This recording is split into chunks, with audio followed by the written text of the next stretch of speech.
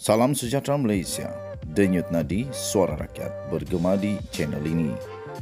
Bagi anda yang pertama kali bersama dengan channel ini, sila tekan butang subscribe, like dan share. Sila tinggalkan komen anda. Denyut nadi suara rakyat bergema di channel ini. Berita hangat hari ini.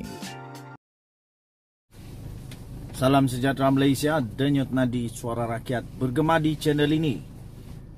Tanggungjawab amanah datang memberi kuasa. Kalau terbalik, kuasa datang daripada tanggungjawab dan amanah. Saya ingat kepada kata-kata seorang pemimpin ternama dunia, bekas Presiden Amerika Syarikat. Dia kata begini, "Great power come from great responsibility." Bukan dah dapat kuasa, lupa daratan. Itulah yang berlaku, tuan-tuan dan puan-puan.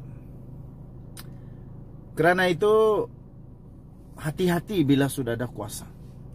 Sebelum itu, Denyut Nadi Suara Rakyat bergema di channel ini. Jangan lupa tekan butang subscribe, like dan share. Seluruh rakyat Terengganu nampaknya betul-betul kecewa. Mereka sudah menyuarakan secara jelas bahawa mereka kecewa. Rakyat Terengganu amat kecewa ketika banjir teruk berlaku di Terengganu. Menteri Besar bercuti ke luar negara. Mana tanggungjawab, mana amanah, mana rasa kebertanggungjawaban Menteri Besar ini? Saya fikir ada dua tindakan yang perlu dilakukan oleh Menteri Besar. Kamu boleh komen mana satu yang patut dia buat. Pilihan nombor 1, dia balik Malaysia segera, secepat mungkin, serta merta minta maaf kepada rakyat Terengganu. Minta maaf secara terbuka, minta maaf dan mengakui kesalahan kesilapan, minta maaf bahawa ini adalah kesilapan besar, dan mengaku tidak lagi melakukan seperti ini ketika rakyat dalam keadaan musibah. Minta maaf. Minta maaf dan kata bertobat, tak mau buat lagi. Itu pilihan yang pertama. Pilihan yang kedua, jika tak mau minta maaf, jika tak mau mengaku, lebih baik pergilah letak jawatan. Kenapa? Kamu tak layak jadi Menteri Besar. Kenapa tak layak jadi Menteri Besar? Kamu tak sanggup untuk berkorban masa, tenaga, wang untuk rakyat. Ketika rakyat memilih untuk menjadikan kamu Menteri Besar atau sekurang-kurangnya ADUN, rakyat mahu kamu menjadi pemimpin yang betul-betul dapat melakukan tugas, dapat melaksanakan seperti yang diharapkan oleh rakyat jelata. Terutamanya rakyat di negeri Kelantan, negeri Terengganu. Maafkan saya. Tapi apa yang terjadi? Kamu pergi bercuti pula. Dan mungkin percutian itu sudah berlaku sebelum banjir. Tapi kalau sudah tahu banjir, sekarang baliklah segera. Jangan sampai tiada kapten di sana, tiada nahkoda, tiada pemimpin utama nombor 1. Nanti siapa yang buat keputusan? Kalau ada keputusan silap, nanti ada tuding-menuding jari pula lagi. Rakyat Terengganu melahirkan rasa kecewa apabila Menteri Besar mereka, iaitu Datuk Seri Dr. Ahmad Samsuri Mokhtar, dipercayai sedang bercuti di luar negara ketika negeri ini sedang dilanda bencana banjir besar. Musibah yang luar biasa besar berlaku di negeri Terengganu. Setiausaha Kelab Sahabat Ma'ruf Terengganu atau KSMT, Imran Azmi berkata, semua pemimpin sepatutnya kekal berada di dalam negeri sepanjang musim tengkujuh.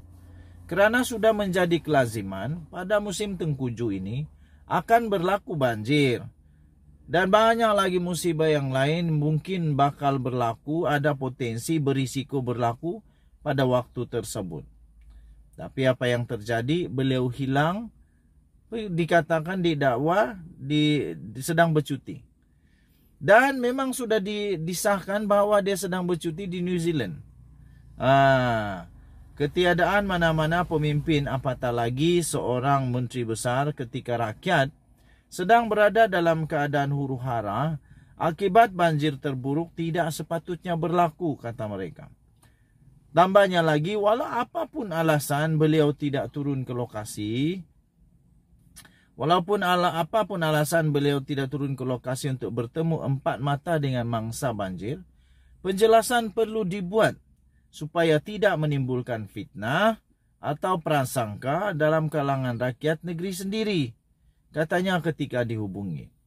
Ahmad Samsuri kali terakhir dilihat berada di negeri Terengganu ialah ketika mengiringi Sultan Terengganu iaitu Sultan Mizan Zainal Abidin dan Sultanah Terengganu iaitu Sultanah Nur Zahira ke Majlis Convocation Universiti Malaysia Terengganu UMT kali ke-20 pada 11 Disember yang lalu.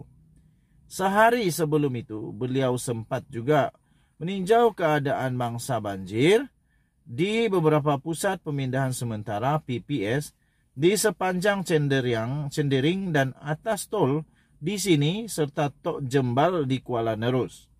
Ketika ini terdapat dakwaan mengatakan ketiadaan ahli Dewan Undangan Negeri Adun Ru Rendang itu di Terengganu kerana beliau sedang bercuti di Auckland, New Zealand bersama isterinya iaitu Toh Puan Seri, Tuan Faizah Tuan Abdul Rahman, berdasarkan tiket kapal terbang di media sosial sejak semalam.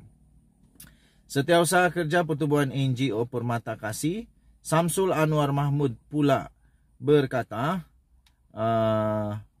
percutian pada musim tengkujuh bukanlah pilihan terbaik untuk mana-mana pemimpin politik kerana keutamaan perlu diberi kepada rakyat yang ditimpa kesusahan ketika banjir berlaku. Katanya percutian bersama keluarga misalnya boleh saja dibuat pada musim cuti persekolahan, selain dari musim monsun timur laut yang diketahui akan menyebabkan banjir buruk di negara ini dan pantai timur khususnya. Jadi, jika hendak bercuti pun katanya dalam Malaysia masih dikira munasabah agar mudah pulang ke kawasan sekiranya berlaku bencana banjir seteruk ini.